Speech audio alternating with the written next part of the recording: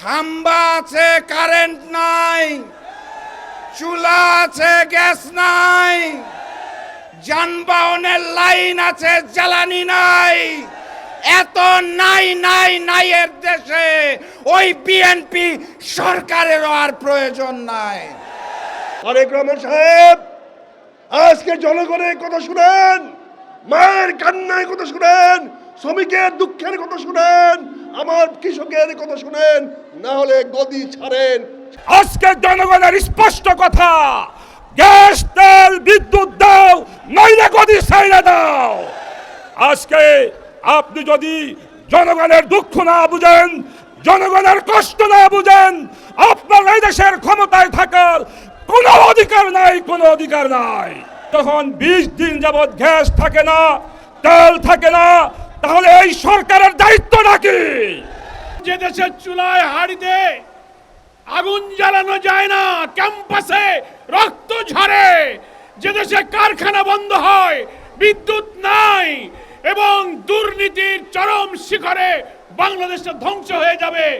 ছাত্র দল এখন ছাত্রলীগে রূপান্তরিত হয়েছে, তাদেরকে সংযত করে জনগণের আশা পূরণ করুন, তা না হলে ভবিষ্যতের পরিণতি ভালো হবে না। আমি শুধু একটা অনুরোধ জানাতে চাই শুরুতে, সেটা হচ্ছে ম্যানেজ বোর্ডের প্রধানমন্ত্রী জনাব তারেক রহমান লন্ডনে থাকতে দেখতাম বিভিন্ন সময় ফটো সেশন করতেন, পাবলিক বাসে নাকি ঘুরে বেড়াচ্ছেন। দেশে আসার পর উনি আর পাবলিক বাসে উঠতে পারেন না, ওনার বুলেট প্রুফ বাসে উঠেন আর বুলেট প্রুফ গাড়িতে উঠেন। জনগণ বিচ্ছিন্ন ম্যানেজ বোর্ডের প্রধানমন্ত্রীকে অনুরোধ করতে চাই, আপনি মাঝে মাঝে আপনার বুলেট প্রুফ গাড়িতে ড্রাইভ করে রাস্তার ময়লা পরিষ্কার হয়েছে নাকি এই শোডাউনে বের হন। সেই শোডাউন করতে করতে একটা বাজারে দয়া করে নামবেন, নেমে দ্রব্যমূল্যের কি অবস্থা সেইটা দোকানিকে নিজে জিজ্ঞেস করবেন। দ্রব্যমূল্যের ঊর্ধ্বগতিতে যেই দিশেহারা বাংলাদেশ, তেল, বিদ্যুৎ, গ্যাসের অভাবে যেই দিশেহারা বাংলাদেশ, সেই বাংলাদেশে ম্যানেজ বোর্ডের প্রধানমন্ত্রী, শোয়াফ প্রধানমন্ত্রী তারেক রহমানের আর এক মুহূর্ত ক্ষমতায় থাকার অধিকার নাই। তেল, বিদ্যুৎ, গ্যাসের অভাবে যেই দিশেহারা বাংলাদেশ, সেই বাংলাদেশে ম্যানেজ বোর্ডের প্রধানমন্ত্রী, শোয়াফ প্রধানমন্ত্রী তারেক রহমানের আর এক মুহূর্ত ক্ষমতায় থাকার অধিকার নাই। বক্তব্য দীর্ঘায়িত করব না, শুধু বলতে চাই, খাম্বা আছে, কারেন্ট নাই, চুলা আছে, গ্যাস নাই, যানবাহনের লাইন আছে, জ্বালানি নাই। এত নাই নাই নাই এর দেশে ওই বিএনপি সরকারেরও আর প্রয়োজন নাই। আন্দোলনের জন্য প্রস্তুত থাকেন, মাঠে থাকেন, ইনশাল্লাহ জনগণের দাবি 11 দলীয় ঐক্য দাবি আদায়ের মাধ্যমেই পূরণ করবে ইনশাল্লাহ। বিজয়ের পথে যাত্রা শুরু, জীবন অথবা মৃত্যু। আসসালামু আলাইকুম। এবং মন্ত্রীরা বলে থাকেন বিরোধী দলের লোকেরা অহেতুক কিছু ইস্যু তৈরি করে দেশে অশান্তি তৈরি করতেছে। আপনারা বলুন, যে দেশের চুলায় হাড়িতে আগুন জ্বালানো যায় না, ক্যাম্পাসে রক্ত ঝরে, যে দেশে কারখানা বন্ধ হয়, বিদ্যুৎ নাই এবং দুর্নীতির চরম শিখরে বাংলাদেশটা ধ্বংস হয়ে যাবে। শহীদের মায়েরা, জুলাই যোদ্ধারা চোখের পানি ফেলছে, তাদের আকাঙ্ক্ষা পূরণ হয়নি। সেই দেশে কি বিরোধী দলের কাছে কথা বলার মতো আন্দোলনের কোনো ইস্যু আছে কিনা আপনারা বলুন। তাই আমরা বিরোধী দলের পক্ষ থেকে 11 দল আজকে জনগণের পক্ষ থেকে সরকারের কাছে বলতে চাই, গ্যাস, বিদ্যুৎ, দ্রব্যমূল্য কমিয়ে জুলাইয়ের আকাঙ্ক্ষা বাস্তবায়ন করে ছাত্র দল এখন ছাত্রলীগে রূপান্তরিত হয়েছে, তাদেরকে সংযত করে জনগণের আশা পূরণ করুন, তা না হলে ভবিষ্যতের পরিণতি ভালো হবে না। আজকে প্রতিটি ঘরে ঘরে মায়েদের কান্না, গ্যাসের অভাবে, বিদ্যুতের অভাবে, দ্রব্যমূল্য ঊর্ধ্বগতির কারণে তার সন্তানকে দুমুঠো অন্ন দিতে পারছে না। আজকে কৃষকের কান্নার কথা বলতে আসছি।